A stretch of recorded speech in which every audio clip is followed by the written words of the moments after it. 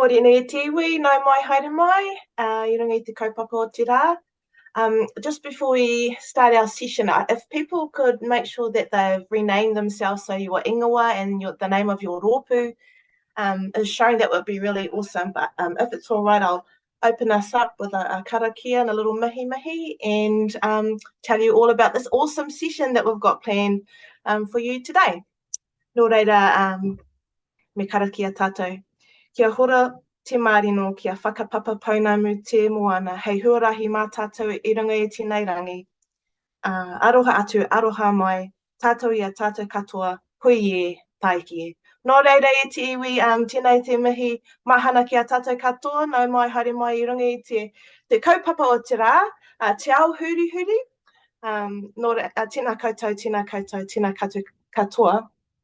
Warm greetings this morning e te whānau. Thank you for making the time to be online with us today. Ko waio, ko hekirangi te maunga ko waipu te awa ko Ngāti Porou te iwi, ko Angie Tangari awau. Ko au te kai tohu tangata whenua of the Auckland Co-Design Lab, e mihi ana kia koutou.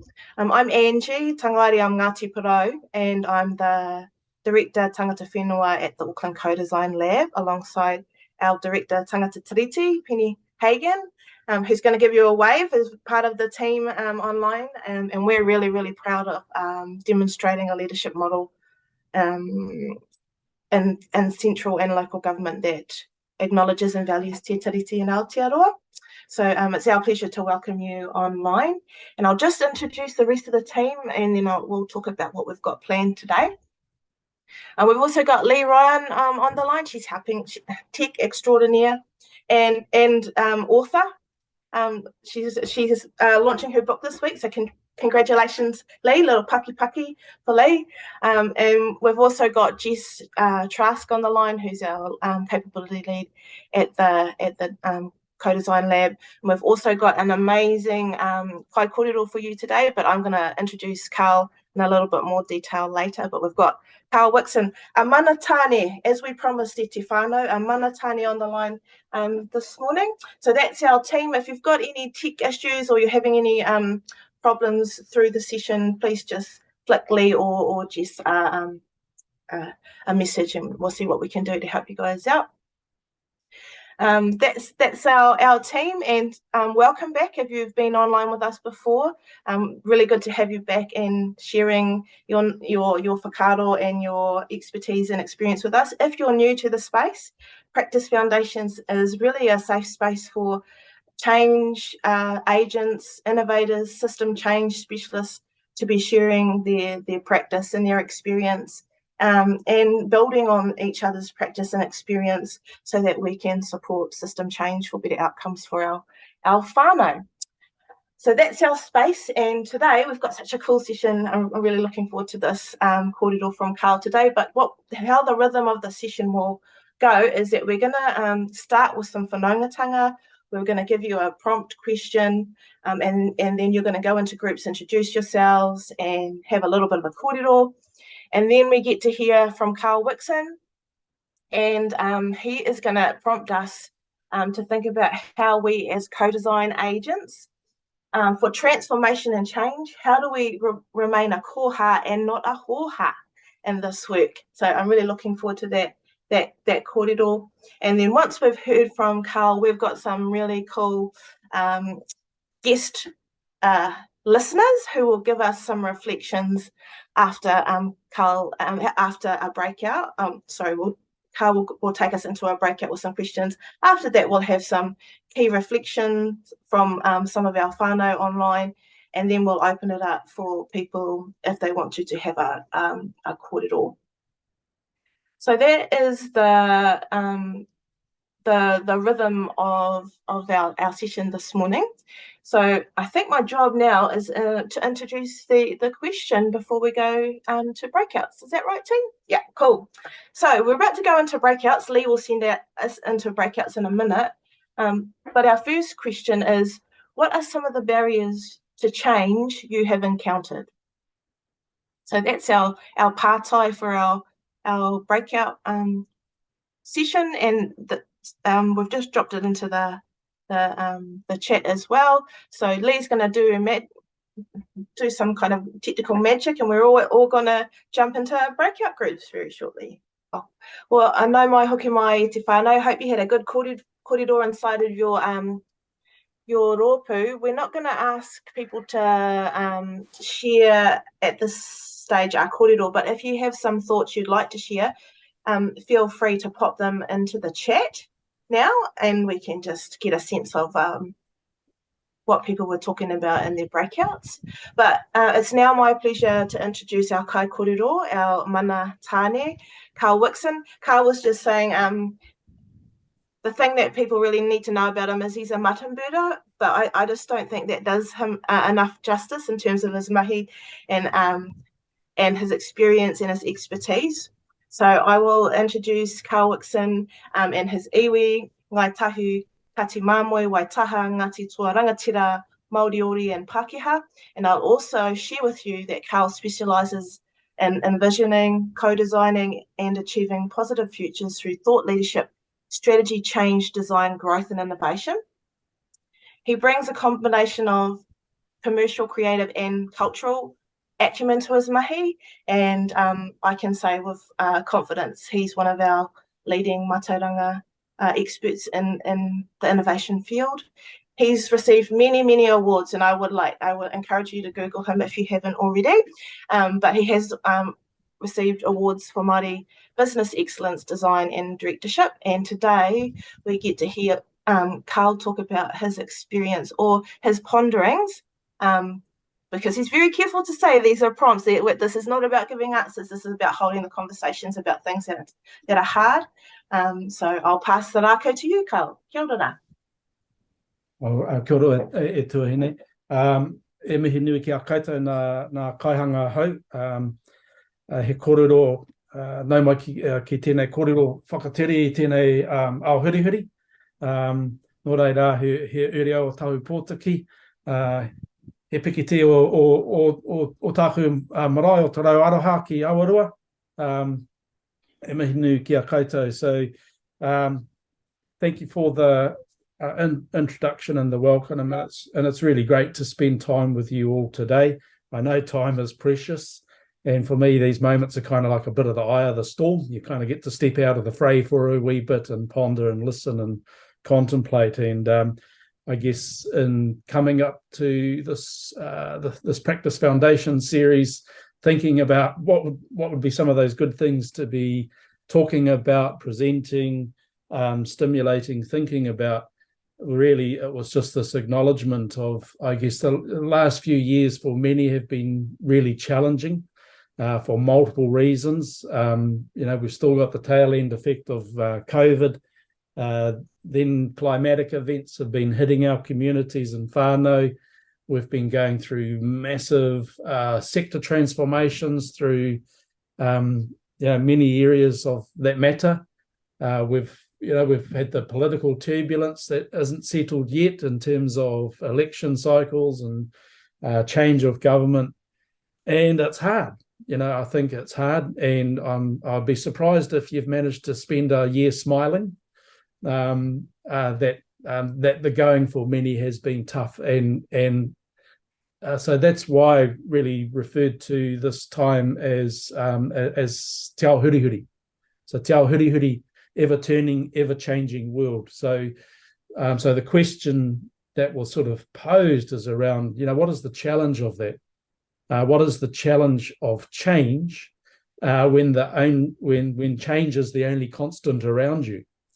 So hoping to just share some experience and whakaaro today to stimulate some of that thinking and conversation, and maybe share a few of my own lessons learned, because fair to say, I talked in there about trying to stay a koha, not being too much of a hoha. So being seen as a gift rather than an annoyance and a source of frustration, because often change requires you to go there.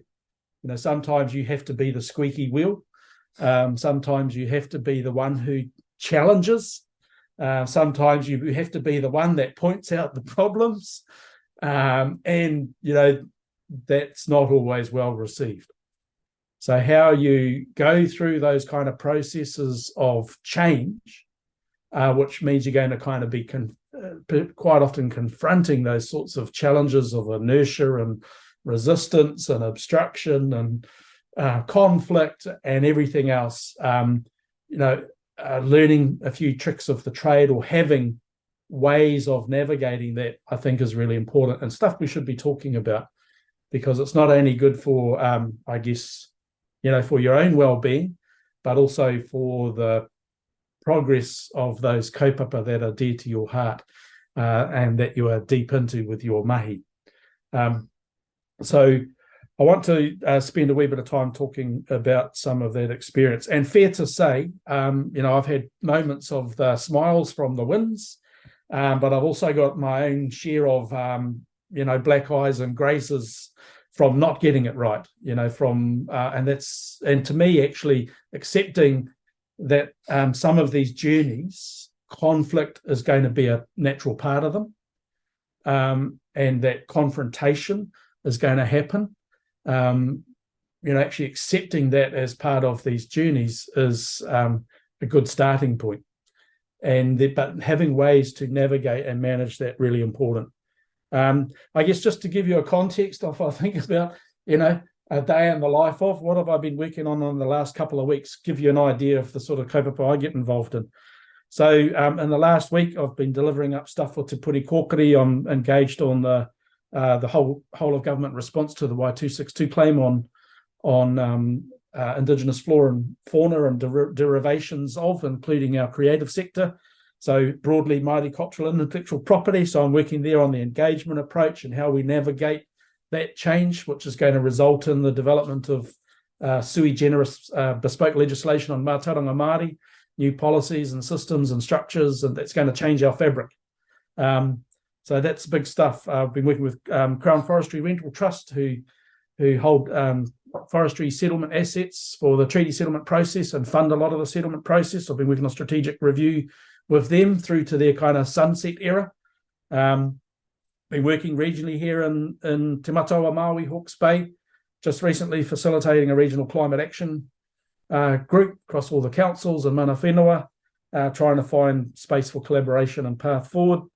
I'm just stepping in with the Ministry of Justice around the approach and design process for Te Ao Marama, which is a new program for change the way district courts function, to improve the experiences for all of those who go through court process. Te Whatuora Hawke's Bay, around the regional narrative development here for Te Matawa Maui, with the redevelopment of new hospital facilities and everything else. And as Penny was just asking me about this week, of chairing Ngā Aho Incorporated, our hui ato, our annual general meeting, our National Society of Māori Design Professionals, and we have quite a rōpū within that around this kaupapa of Māori design processes and design for social innovation. A lot of dabblers and tinkerers and haututu who like to do things in new and exciting ways. So, that's a little window into what's on my plate at the moment. So it might give you an idea or a flavour of some of the sort of mahi I get involved in. I'm going to share a presentation deck, which I'll run through just to kind of stimulate some of the thinking. And I'm going to say before I share this, I don't have the answers. So this is, as Angie said, this is about stimulating this kōrero conversations that matter. And I think this is something that matters in the mahi we do. So bear with me. I'll just bring up a share screen. Kei te pai, all good. So hopefully you're seeing that. So I talked about navigating change in Te Ao Hurihuri, this ever-changing world, and acknowledging that actually this facing this because of this pursuit of change, often through sort of co-design journeys, participatory design, collaborative design. I talk about whakapapa-centered design, but these are all processes that are about promulgating positive change. So changes in the fabric of the mahi we do. And quite often you start as a koha because, you're needed, there's an opportunity, so it's a gift to have people who can help guide and facilitate and so on. So normally you start with a smile and a good relationship, and then you run into the tough stuff. And it's in that thick of that tough stuff that it's quite easy that you start to either become or be seen as a bit of a hoha. a bit of an annoyance, a bit of a frustration, a bit of a nuisance. And the challenge is working through that to get back to that place of being a koha, that you ultimately end up being able to deliver value and be seen as a gift, and to be able to deliver a koha in terms of the outcomes, in terms of positive outcomes. So, thanks to NZ Maki for developing these emotikis, because I think, we talk about journey mapping, and the key in a lot of journey mapping is emotions. Understanding emotions and the drivers of them are your flags for places of attention in people's journeys, like I'm doing now with the district court processes. So I've just sort of mapped out here, what we go through as co-design agents or co-design facilitators. We normally enter this space where there might be some briefing, there might be some parameters, there might be a kaupapa that's been laid down, but kind of hopefully at that point, you kind of got the sense that anything's possible. So it's kind of positive, that's our let's go. But we're entering Te Kore, we're entering the kind of, we should be feeling like we're entering with naivety from a place of open, empty space of potential, and anything being possible. And so we start to explore that space, and then we go into that discovery phase. Talk about here going into Te Pō, because in Te Pō, we're not necessarily looking a lot. We're principally tuning our senses in and listening. So we're engaging in conversations and being acute listeners, deep listeners. We are, trying to get a sense and a feel. And that's when we start to generate those insights, and everybody has their eurekas and their aha moments and their oh shit, and their, OMG and WTF moments through that process. So it can be quite, it's insightful. You can get surprises. It can be quite challenging. So you're still, hopefully there, you're still a koha because you're learning. Then you've got to convert that into the change agenda. Now, this is where it starts to get tough.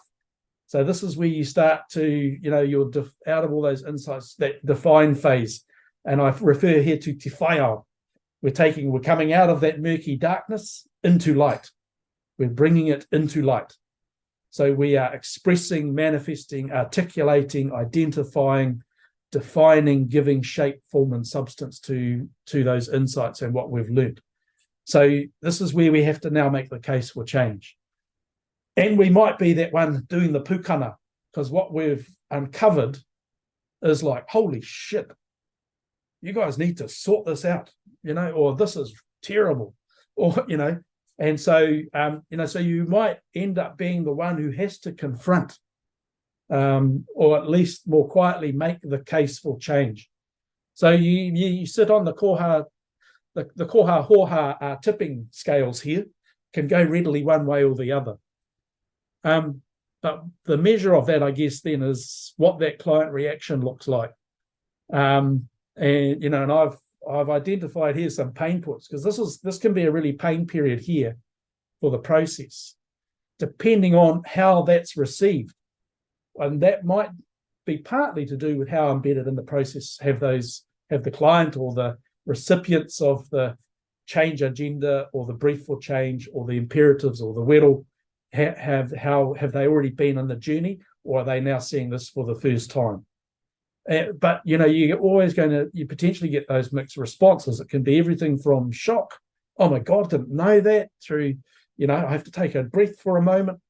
But quite often, and I dare say I've encountered this way too much lately in these big government transformation kaupapa, like the reform of vocational education I've been involved in, and other things. And the risk is falling into positions of defense of status quo. So the response becomes one of defense or deflect. Oh, yeah, that's not our problem. That belongs over there. Or the denial. Oh, no, you're wrong. No, that can't be right. All of that stuff. Or defer. Oh shit, that's a really important thing. We don't have time to deal with that now.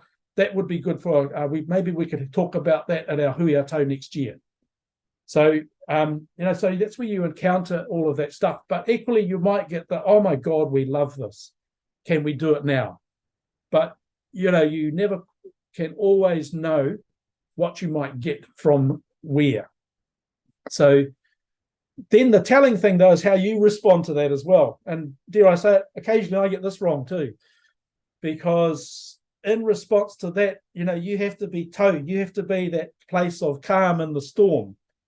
So, sometimes it just makes you want to laugh or cry, depending on how they've responded. Sometimes you go into defense mode yourself, so you end up in this utu back and forth of, attack, counterattack, defend, deflect, attack, and it's not productive. It doesn't move things forward.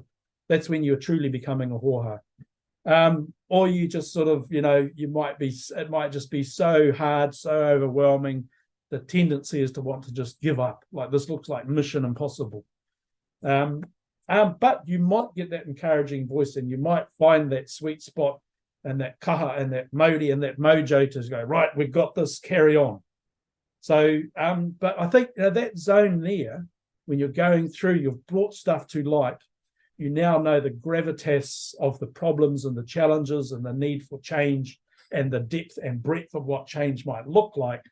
That to me is normally the stickiest part of the process. So you've got to convert out of there. You've got to find your path out of there.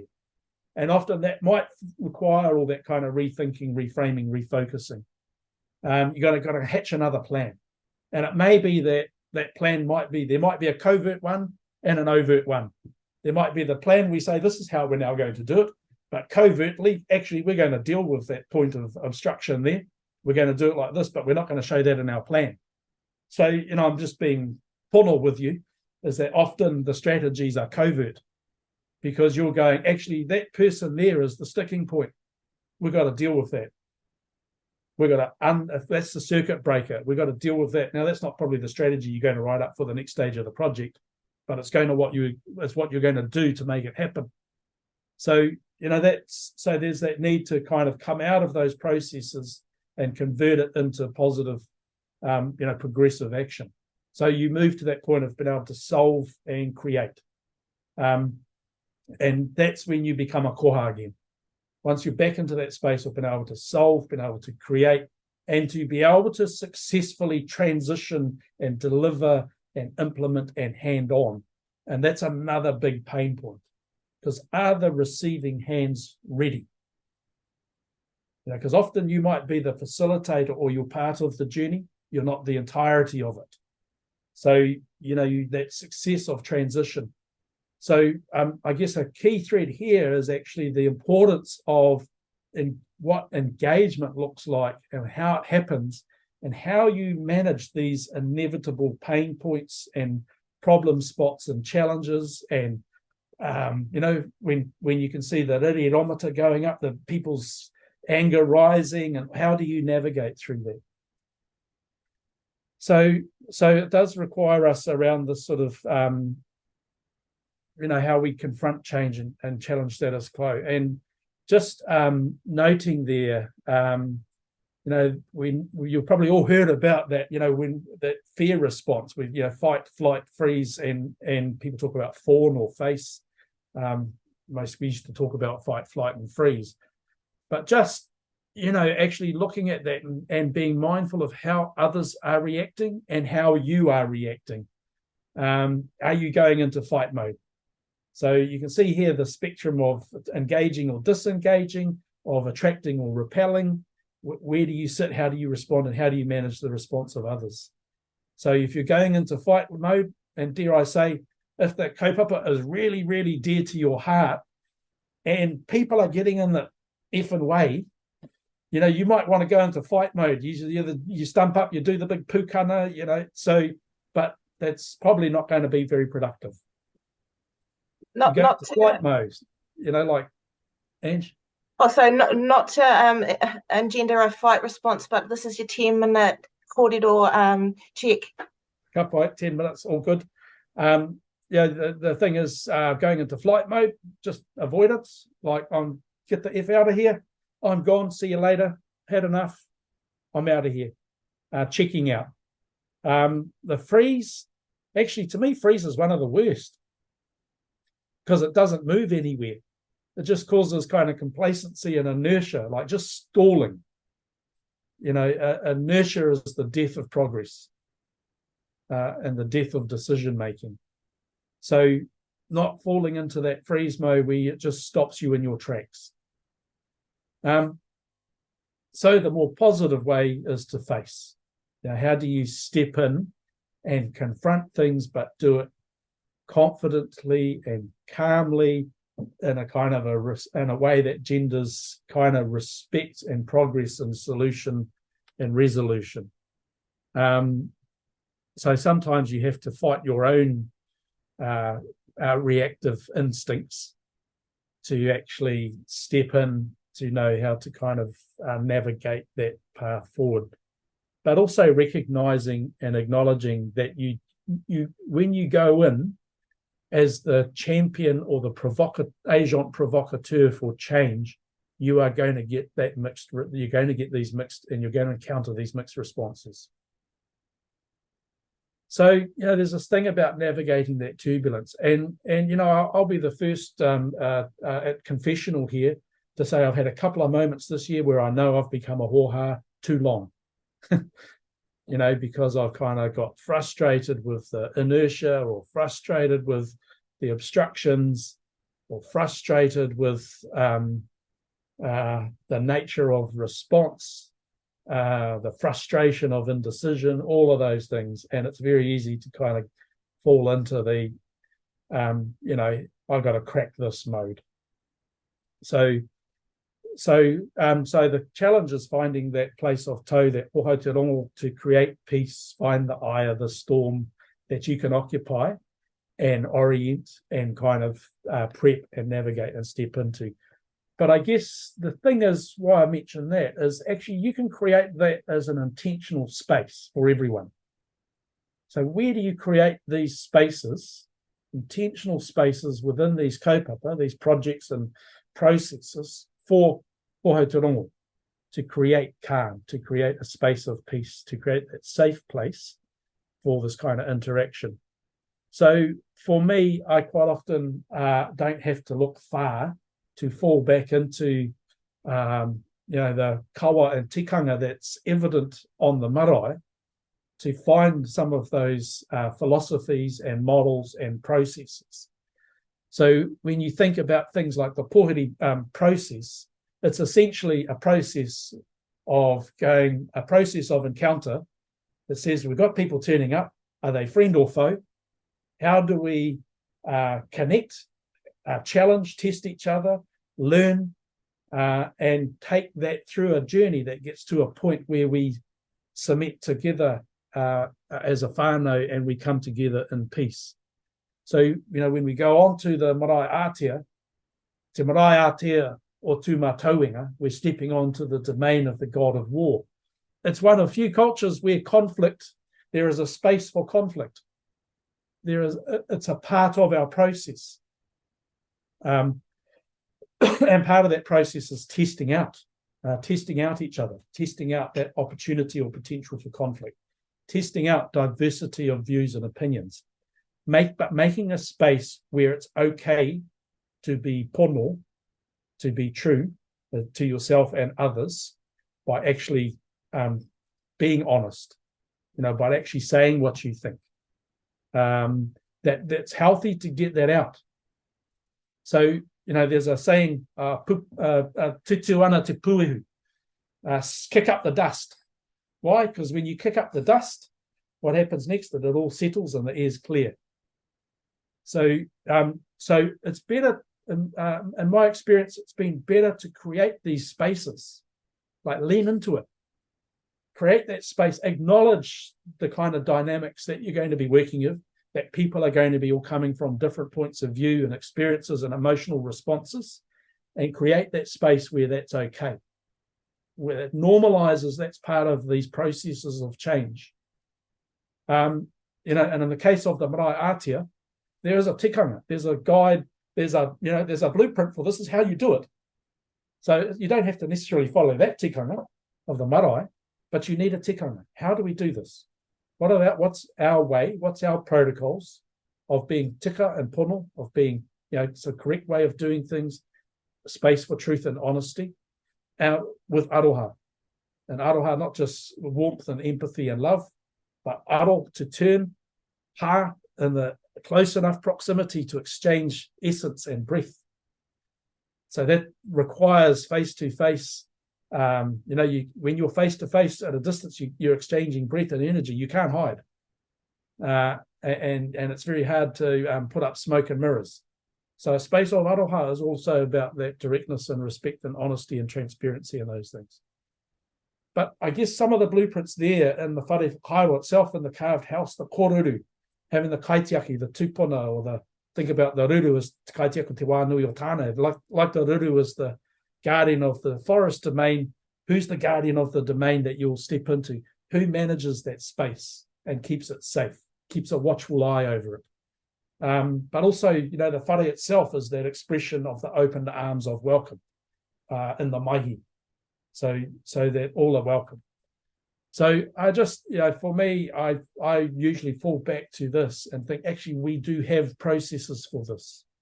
We do have methods and means and ways of taking people on a journey that acknowledges diversity, creates a safe space for conflict, but finds ways of weaving things back together.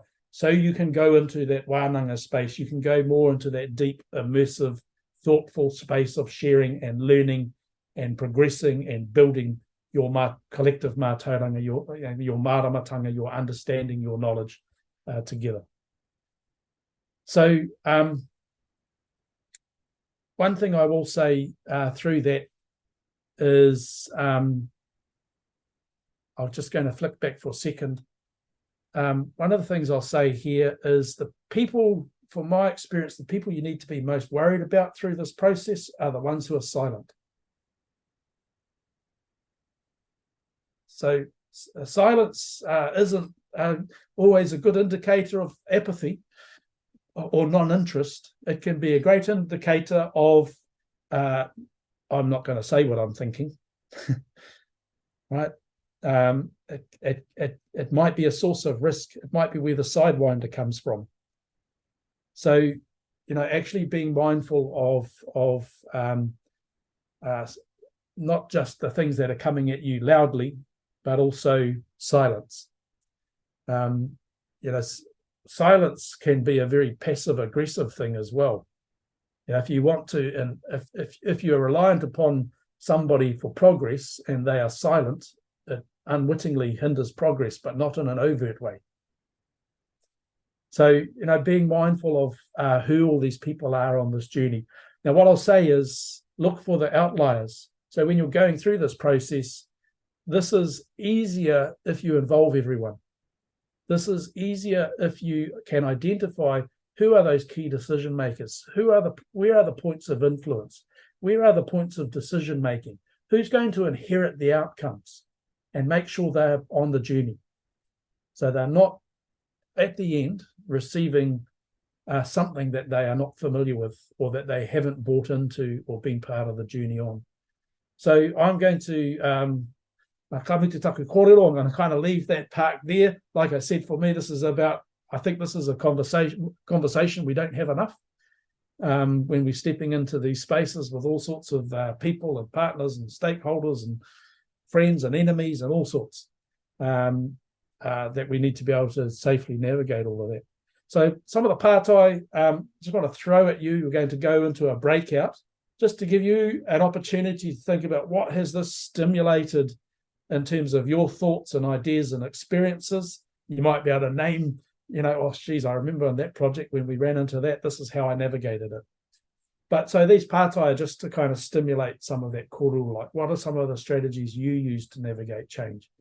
Also a point here about what are points of stability or safety or continuity, because I think that's important. You don't conquer Everest without a base camp. So you've got a safe place to retreat to. What are those anchor stones? What's the ballast that keeps the waka stable? What are those things that you can hang on to that give you continuity as well? And similarly, about that points of change and influence, how do you engage them identify them in the big ecosystem of the kaupapa and make sure they're engaged or part of the process? How do you involve those points of influence? So, kamutu taku kōrero, I've posed those pātai or werohanga, maybe some challenges to think about, and we will go into breakout, and then we're going to come back and regroup, get some reflections, and also provide an open space to contribute some of that into chat or back into kānohi kitia face-to-face. No mai hoki mai e te whānau. Hope you had a good kōrero based on those very robust 3 questions that Karl gave to us at the ngā wero. What we're going to do now is we're going to ask some of our whānau online to give some reflections. We're going to ask Karoria Johns and Tanya Radford to give us some reflections on the kōrero. Just before we do that, though, I just want to say like how what was sort of resonating for me was the ability to curate spaces for conflict, and just how incredible our mātauranga spaces, processes, protocols have that sort of inbuilt into it, and just what that gives us in terms of a gift of trying to navigate conflict in this type of work, and also just and it always comes down to it, the need to be really self-reflective and self-aware in this work. But I'm going to ask Karoria to share some thoughts. If you weren't online when Karoria did her kōrero, I would really encourage you to get onto the website and watch that session. It was amazing. But over to you, Karoria. Oh, kia ora, Angie. Look, there was just so much in all of that. I think I often lean into the wisdom of our marae, our tūpuna, and mātauranga Māori for guidance, especially in spaces that I walk generally alone, where there is no one having done what I've done or doing what I'm doing, and they're not readily available. But I think the struggles, when I look at them outside of context, are relatively universal, particularly for wahine Māori in the spaces that I work. Some of the strategies that I use to navigate change is I lean into that wisdom, hā ki ronga, hā ki raro, hā u ora. Right, and it's less of the free stuff, and it's more about giving myself the space to stop and think and move from that really reactive place into a place where I've stopped, I've paused, I've breathed, and I'm allowing myself to move into a place of action rather than reaction. Because I tell you what, I can get my hurihuri on like any other Ngāpuhi woman I know, but it's not actually serving me, it's not serving the people I'm with, and ultimately it's not serving my people, which is why I'm there. Right, so that hā ki ronga, hā ki raro is a huge one for me. It's been a game changer.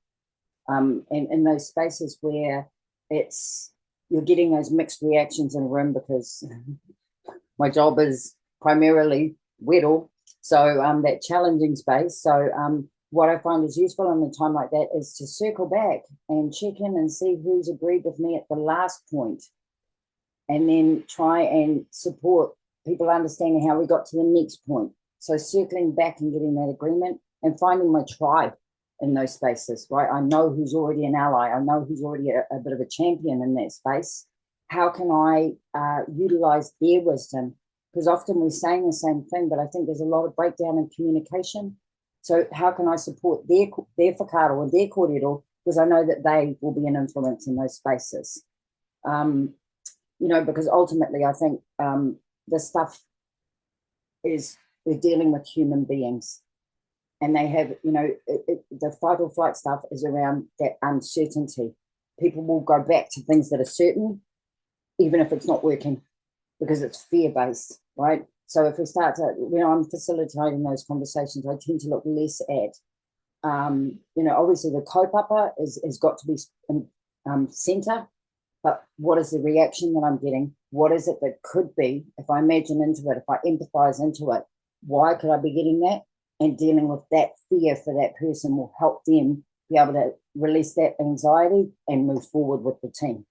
So those are just, I've got heaps out of this because I love this stuff. And I really appreciate you guys being the whakaaro, but I better let somebody else share because I could honestly talk all day. Thank you, Mātou Karl, and thank you to the team for bringing us here. Ngā mihi, kia koutou. Tēnā koe karoria. Oh, I love how you always give us like trinities when you talk. I've noticed that in the last time. Like I just love how you were saying connect to Indigenous wisdoms, connect to yourself, connect to others. Like that just seems to be a really good mantra for this work. Thank you, karoria. We're going to ask Tanya to share some thoughts now. Also, Tanya, if you missed Tanya's kōrero in terms of the whanaungatanga model of funding, jump online and have a little look at that one. That one's also awesome kōrero too. But over to you, Tanya. Kia ora, Angie, and tēnā koe, Karl, for that awesome presentation. I had sort of prepared some answers, but then they're all gone now, kind of reflecting on that sort of koha that you gave us. And our group spent a lot of time talking around that holding space for conflict, and I'm really thoughtful about that. And I loved the metaphor of kicking the dust so that it can settle, and making space intentionally to build the ability or the space for people to feel more comfortable and uncomfortable, because change for lots of people, and I have heaps of empathy for this, I feel it all the time, is uncomfortable. And when I heard you talking, Karl, about your kind of cultural norms or models that you have to hold space for conflict, and I thought, my kind of, I guess, ancestral norms descending from mostly England is you keep it hidden, you stiff upper lip, you don't create space for conflict so that it can settle. And so what a gift to have people like you, Karl, and karoria sharing different approaches and wisdom on how we can do that.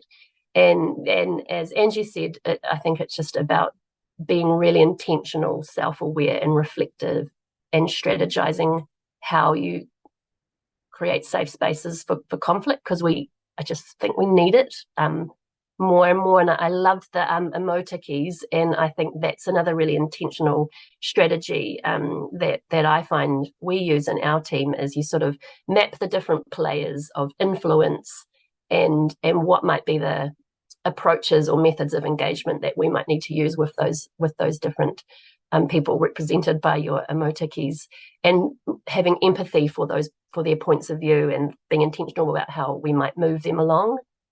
And the other thing that landed really strongly with me, Karl, was your building the base camp to conquer Everest, and how that feels so important, as packing your waka and the Hotu waka model with the people that can support you and challenge you, and give you a kick up the butt if they think you're kind of going astray, or challenge you on some things. So not just building your base camp with people that pat you on the back and tell you you're awesome. You need a lot of that, but some people that can challenge and support you as well. So it's a core strategy that I think we use in my team. Over to the group. Oh, tēnā koe, Tanya, thank you for that. I think that you've raised a good challenge in this work, is the different cultural understandings of conflict and the management of conflict in different cultures. So that's really that's something you really have to be intentional and mindful about too. And I also like the beautiful emotikis, is it? They're awesome. What I love about them, and I hear what you're saying about mapping people, but what I think Karl's captured is mapping emotion, because we don't often talk about what it feels like to be in these types of processes, but we can talk about what we're trying to create in terms of outputs often. And we were just having a chat about it, Karl and I and Penny in the breakout, and often that it's the emotional experience of being in these processes that is really discombobulating for people. Awesome, thank you very much. Well, here's your chance, Te whānau. We're going to open the floor now, and if you have a question or you'd like to share a whakaaro with Karl, you're more than welcome to do so. Or you can throw it in the chat if you don't feel like you need to come kōrero, you can just put it straight into the chat. Ngā mihi kia koe te rangatira e Karl, ko Jax tōku ingoa. I wanted to give you some feedback, because I just found that if I had a diary of pages, that would be it over and over in the iteration of my life. You just laid them out in those slides. So I get it completely, and it's so accurate. It really is. And so I thank you for that, and for giving us another lens.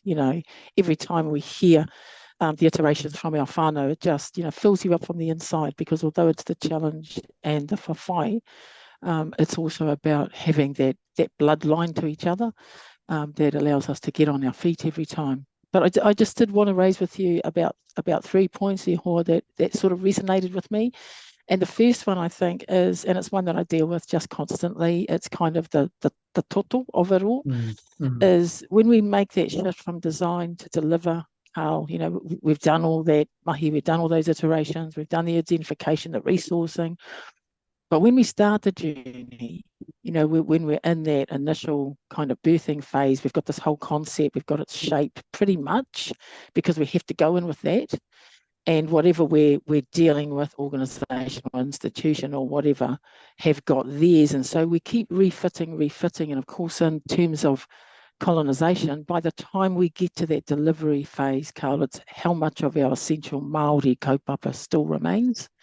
And I think that for me is always the challenge. It's I've got all that peripheral, and I've got that journey from te kore through, but it's always about how much of it then at the end of the day is actually still Māori.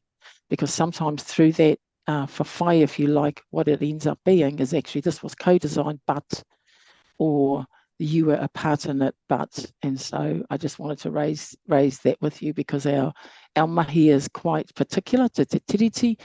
And we are in this particular space, and so our ability to hold on to the essentialness of being Māori is really where the core of the fight is. And I also wanted to raise with you in that fight or flight piece that you had, and I agree and appreciate it entirely. The freeze part for me actually happens quite a lot, Karl, but I don't frame it as freeze for me. I frame it as regrouping. Particularly when if we're at fight or flight, it's because we're right at that point. And a real go-to that I've had to train myself in is actually to go into freeze, but not freeze so much, just pause, and it's momentary, but it's about reassessing. Do I pull up my fists now, or do I put them in my back pocket? It's that kind of space. So I just wanted to give life to that. And there was another piece which has fallen out for the moment. But yeah, I really did want to thank you for sharing that. And every iteration is one that I actually believe that each of us in our mahi is actually the mahi of each other. We never do it alone. We're never in a space that no one understands us. We're the only ones fighting it. This is the kaupapa. And at times when when you get into that fight or flight, it's about, actually, if I put the kaupapa in front of me, it's not about me. If I think this is my fight, actually, it's about the kaupapa. And then I find I'm able to make that shift, and I get an elevation, and I get order, and I can jump back in there again because I've removed me from it. But in removing me, it's also recognizing that every other person in this kaupapa Māori space is in this space somewhere else in the country at the same time, fighting the good fight. Anyway, ngā mihi ki a koe. Really thank you for coming along. Kia ora. Ngā mihi e tuahine. Just, I think, reflecting on your Ricardo, a couple of things. I think really good point about that importance of kind of regrouping, I think of that about a bit like I talk about, recent, we've got the recenter the GPS button on our phones. Like we need that recenter button to bring everyone back into, reorient back into that safe space, ground again, and then be able to kind of, work out the where to from there. I think that's really important. And I think your analogy about that, the freeze or the pause versus the freeze. So I think to me the freeze is a defense mechanism. The pause is a mindful space of actually, no, let's just take some time. Kororia talked about, I can't remember your other trinity, haki roto, haki waho, ha'u ora. Actually stop, breathe in, breathe out, find that space of energy and well-being again. And I've been in projects where we've also been very deliberate about that process in a spatial and location sense. So if we know we're going into a space that might be a deep dive, that's going to be hard going, like let's do it where we've got why. Let's do it by the moana or by an awa, or where we can go for a walk into the ngahere, because actually just acknowledging that, and I guess I'm talking about, you can probably anticipate some of the projects I've been involved in, but some of these spaces require you to go in deep, dark places with others, and knowing that actually you can walk out into Te Ao, take that breath, think about your own mauri and wairua, and how you protect, preserve, manage, and proliferate that with yourself and others, depending on the nature of the project. I think really important. I've certainly had some where I've come out of some of those sort of wānanga quite deeply affected. Hey. So we were just talking about that before too, about actually normalizing those moments as part of your practice.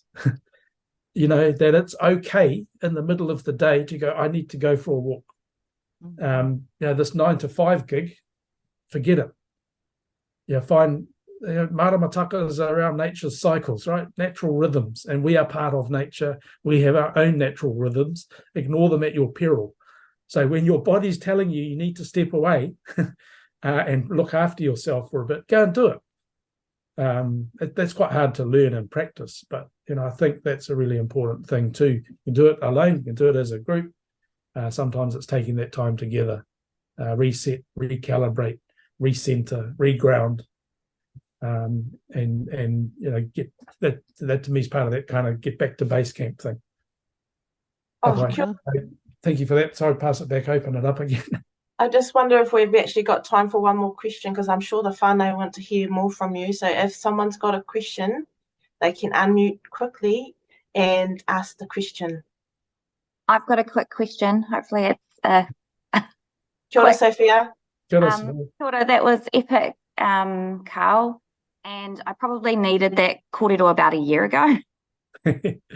So one of the questions that I'm kind of sitting with is, if you have maybe been a hoha for too long, how do you kind of support almost like a rebranding of yourself as the koha? And I'd be open for all advice. Yeah. I think there's a couple of things there. One is I guess is that kumara doesn't speak of its own sweetness. Sometimes it should. Sometimes I think you need to make sure that the positives of your mahi and your impact is visible. That your value is valued. I sort of have a point of view, like I've probably had way too many governance roles over the years, but I always look at them and my litmus test is, can I add value and will I be valued? And if the answer is no on either of those, I won't enter. And I'm increasingly like that with clients. If I look at a kaupapa that lands, or I get a phone call says, could you, can you? I'll go, well, can I add value? Will I be valued? If I'm really uncertain about one or the other, then it's probably not a space to go.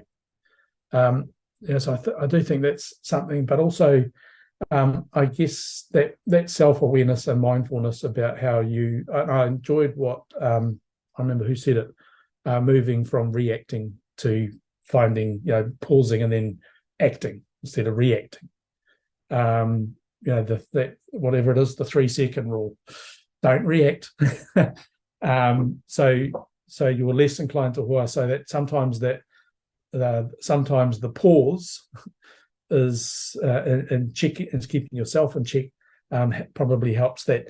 I guess the second part is, I'm just thinking of I was working in tandem with a sidekick in recent years on some quite big, tough kaupapa, and we were a good duo because he kept always kind of going to me light and bright, right? he would always say to me, light and bright, because I'm like deep and dark. So that's balance between light and bright and deep and dark is really important. You want to spend most of your time in the light and bright, but actually in shorter periods of space in that deep and dark. But that's also team composition. The reason we worked together well is because he did bring the lightness, the brevity, the smile, and the energy, while I was kind of actually confronting the hard stuff. And so the balancing act was important. And I tell you what, we worked way better together than either of us did apart. So, so I think it's things like that as well, as actually looking for that in the composition in your team. But hopefully in the deep and dark versus light and bright, it's not good cop, bad cop, and you end up just being bad cop, right? So I think that changes when the value is revealed. And you might be a hoha until that point. But yeah, if you're dealing with tough kaupapa that demand substantive change, then it's very hard to kind of not be that hoha. Sophia, thank you for that question. Well, this is the real challenge for us, because for most of us, being a hoha is our job. But you really have to figure out if the being hoha is generating growth or it's progressing something. If you're just being a hoha and actually nothing's moving, then you have to have a little bit of a rethink about what's happening there. But you've heard lots of people just talk about their own reflective practices. But I'll start to wrap up now, although I'm sure everybody would love to hear more from you, Karl. Perhaps we can have you again come back onto Practice Foundations next Pākehā year. But nui te mihi ki a koe e te rangatira.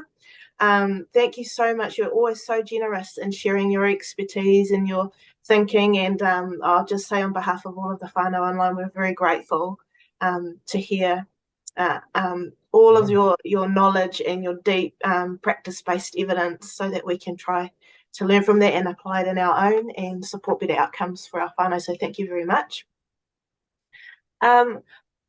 Our next Practice Foundation Se Te Whānau is in March next year, and we've got a really exciting announcement. We've been able to,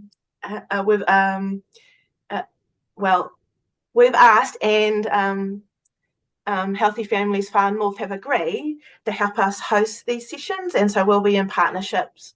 We'll be in a partnership with Healthy Families Far North next year, which is really choice. So I'm not going to put them on the spot, but we do have the whānau who are going to help us next year. Riri Motu from Te Rarawa and Tale Anderson from Te Rarawa, Te Ao Hurihuri and Fiji on the line, and we're just so grateful that we can do this work together, and grateful for the experience and the skill set and the knowledge that they'll bring online as well. So we're really looking forward to what that looks like. Just before we close out with a karakia, it's in the chat, but there's Edie there. Do you want to say something? What a surprise! Sorry, I couldn't say. Oh no, she's okay. Oh, there's too. Oh yay! Well, everyone can give them a paki.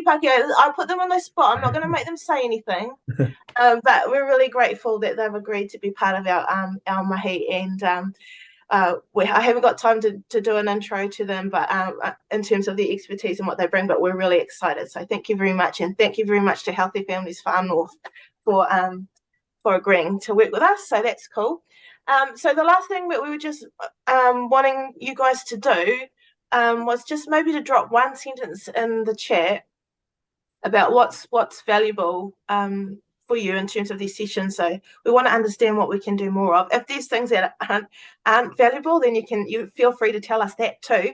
But if you could just drop that in the chat before you go, that would be great, because we're always in a process of learning, and we really want to be careful about the way we curate this space so that it's a safe space, but also that it's a learning space for everybody online. That would be awesome.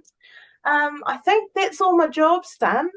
So unless someone else would like to, I'm happy to close with a karakia. Cool. So this will be the last time we see you guys until till March in the Pākehā New Year. So if we don't talk to you beforehand, have a safe and happy festive season, and we'll see you fellas when you come back. Me karakia tātou. Tū taua mai i runga, tū taua mai i raro, tū taua mai i roto, tū taua mai I waho, kia tau ai te mauritu, te mauri ora ki te katoa. Haumia hui e, tāki e. Tāki e. Kia ora koutou.